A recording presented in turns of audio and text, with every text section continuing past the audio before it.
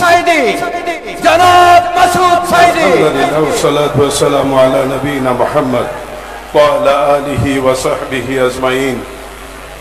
আউযু বিল্লাহি মিনাশ শাইতানির রাজিম। বিসমিল্লাহির রহমানির রহিম। কুল জাআল হক ওয়া জাহাকাল বাতিল ইন্নাল বাতিলা কানা যাহুকা। সাদাকাল্লাহুল আলিয়্যুল আযীম।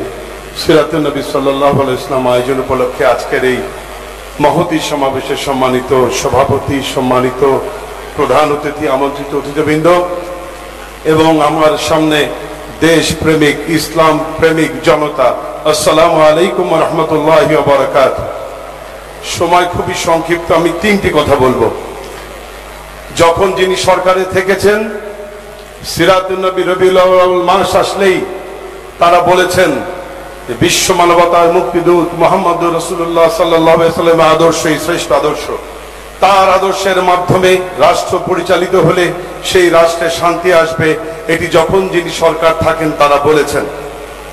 বর্তমান অন্তর্বর্তীকালী সরকারের কাছে আমাদের আবেদন, আপনারা যেহেতু সরকারে আছেন, আজকের এই রবিউল আউয়াল মাসে আপনাদের কাছে আমাদের আবেদন, আপনারা সেই বিশ্ব মানবতার মুক্তির দূত মুহাম্মদুর রাসূলুল্লাহ সাল্লাল্লাহু আলাইহি ওয়াসাল্লাম আদর্শ অনুযায়ী রাষ্ট্রকে পরিচালনা করেন এবং এই রাষ্ট্রকে মদিনার সনদ অনুযায়ী, রাসূলুল্লাহর মডেল অনুযায়ী রাষ্ট্র পরিচালনার জন্য আপনারা আইনি পদক্ষেপ গ্রহণ করেন। এটি হলো আমার প্রথম কথা।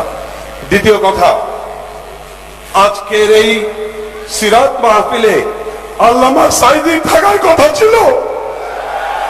খুনি হাসিনা তাকে পরিকল্পিতভাবে হত্যা করেছে। আমরা খুনি হাসিনার বিচার চাই, আপনারা চান না? তাহলে আমরা অন্তর্বর্তীকালী সরকারের কাছে আবেদন করছি, শেখ হাসিনাকে ভারত থেকে ধরে এনে এই ট্রাইব্যুনালে তার বিচার করে ফাঁসি দিতে হবে।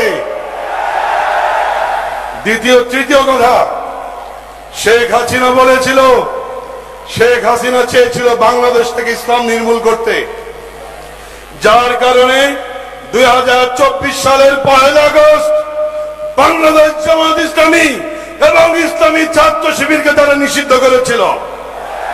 কিন্তু আল্লাহু খায়রুল মাকিরিন, ওরা আমাদেরকে নিষিদ্ধ করে চেয়েছিল, আল্লাহ তাআলা ওদেরকে বাংলাদেশ থেকে নিষিদ্ধ করে দিয়েছেন। আজকে একটা স্লোগান দিতে চাই, লিল্লাহি তাকবীর, লিল্লাহি তাকবীর।